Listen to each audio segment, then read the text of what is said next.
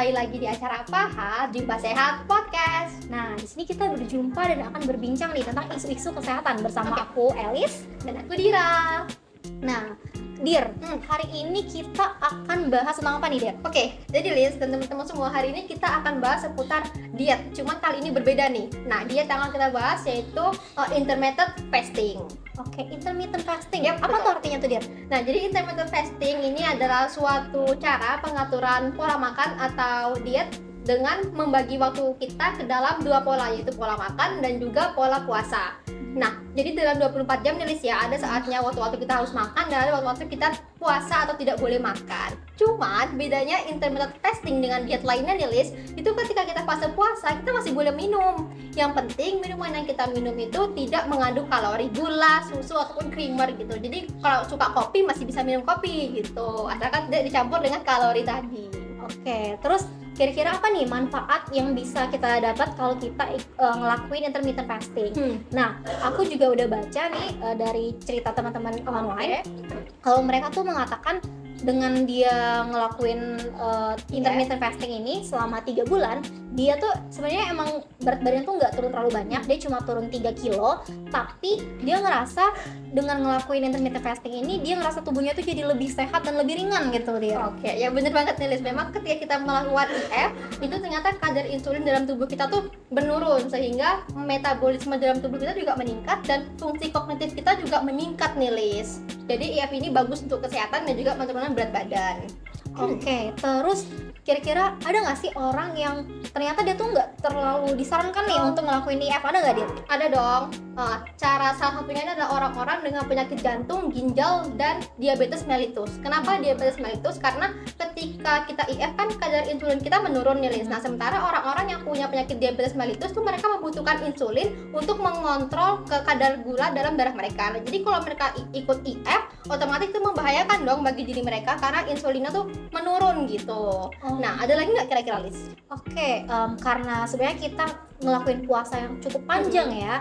Terus untuk ibu yang lagi menyusui dan ibu hamil itu nggak disarankan nih, karena kita kan butuh nutrisi yang lebih ya. Nah, kalau kita ngelakuin IF ini nutrisinya jadi kurang terpenuhi nih takutnya gitu. Oh ya, betul teman-teman. Nah, selanjutnya tentang IF nih Liz ya. Gimana sih metode atau cara kita melaksanakan IF ini? Oke, sebenarnya ada 3 cara ya. Yang pertama itu ada namanya alternate day fasting. Jadi alternate day fasting itu kita 1 hari puasa, 1 hari enggak, 1 hari puasa, 1 hari enggak, gitu deh seterusnya. Gitu deh. Nah, cara yang kedua itu adalah dengan modified alternate fasting. Nah, jadi metode yang terkenal pada metode ini ada 5-2. Jadi kan dalam seminggu kita ada 7 hari. Nah, jadi 5 hari kita makan normal seperti biasa. Nah, 2 hari ini kita puasa. Cuman yang berbeda dari IF ini, ketika kita puasa kita masih boleh minum Liz. Tadi aku bilang ya. Terus di fase puasa ini juga kita masih boleh makan, asalkan makanan yang kita makan itu tidak melebihi 25% dari kebutuhan harian kita gitu. Terus yang ketiga itu teman-teman ada yang namanya time restrict feeding. Jadi ini nih sebenarnya cara yang paling populer lah yang sering dilakuin sama orang-orang, karena di sini tuh kita udah lebih bebas untuk menentukan kapan kita harus makan dan enggak dalam 1 hari. Terus caranya tuh ada 2 tuh. Biasanya yang pertama itu adalah 16-8. Jadi 16-8 itu 16 jam kita puasa, 8 jam kita bebas mau makan apapun. Terus yang kedua itu adalah 14-10.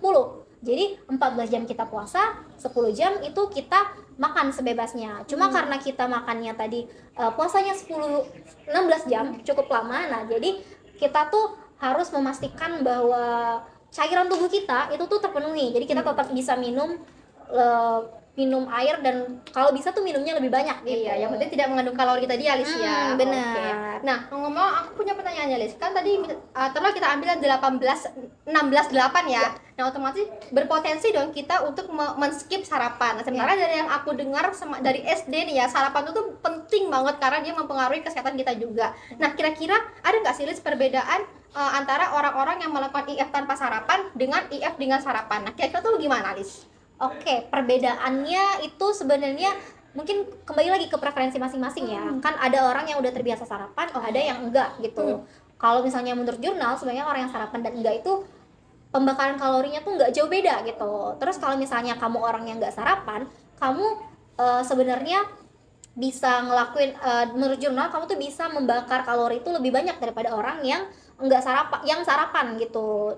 Banyak, mungkin sekitar 400 kalori lebih banyak daripada orang yang sarapan. Cuma kalau kamu orang yang terbiasa sarapan, kamu juga tetap bisa ngelakuin IF nih. Gimana caranya dia? Oke, jadi kalau misalnya kamu bisa sarapan tapi pengen IF juga, ya gampang Lis. Berarti kamu tinggal menjadikan waktu sarapan kamu itu sebagai waktu awal kamu memulai jam makan gitu. Jadi seandainya kamu mengambil yang 18.6 tadi, ya di jam puasanya tuh dimulai ketika kamu sarapan. Nah, jadi dari dimulai jam sarapan sampai 8 jam kemudian kamu tuh harus makan, dan 16 jam kemudian kamu harus puasa gitu, Lis.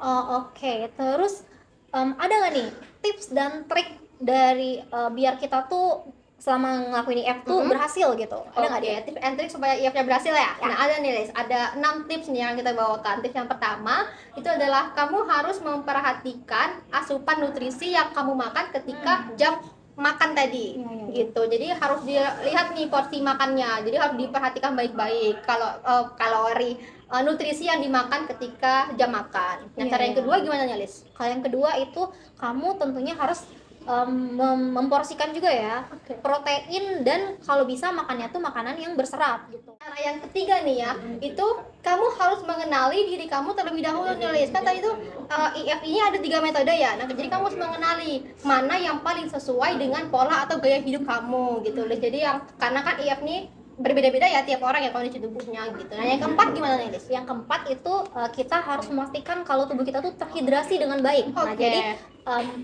karena kita puasanya agak lama tuh, nggak makannya agak banyak, jadi kita harus memastikan bahwa cairan yang masuk ke tubuh kita itu cukup gitu. Jadi banyakin minum gitu. Ya, tidak terdehidrasi ya, gitu. Terus yang kelima? Nah, cara yang kelima nih, Lis, kamu harus memperhatikan nih apa aja makanan yang kamu makan ketika jam makan tadi. Memang sih, Lis, sebenarnya ketika jam makan kamu tuh bebas makan apa aja, cuma yang namanya kita diet ya, padahal dipilih dong makanan yang masuk boleh dan tidak boleh dimakan gitu. Yang terakhir apa nih? Oke, yang terakhir, jadi selain kita memastikan memilih-milih nih mana makan yang baik, mana yang enggak, nah kita tuh lebih baik, kita tuh untuk baiknya tuh kita merencanakan menu makan kita. Jadi kita membuat meal plan gitu, jadi biar makanan yang kita makan itu tuh ada takarannya lah, baik atau enggaknya, kalorinya berapa, karbohidratnya berapa gitu. Dan nggak pusing lagi ya. Iya.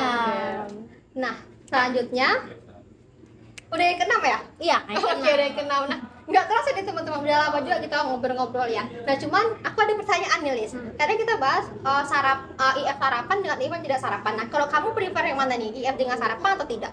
Kalau aku sih mungkin yang nggak sarapan ya, karena aku personally aku tuh udah terbiasa tuh nggak sarapan, dan hitung-hitung bisa, semoga aja gitu ya, bisa membakar kalorinya tuh lebih banyak gitu. Oke, bos gue nggak beda jauh ya. Kalau kamu gimana? Nah, kalau aku karena anaknya udah kebiasa sarapan ya dari kecil, jadi aku lebih milih yang IF dengan sarapan gitu, Lis.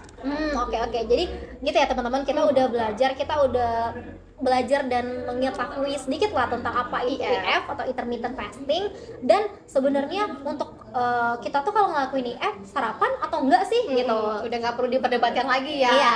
Gitu.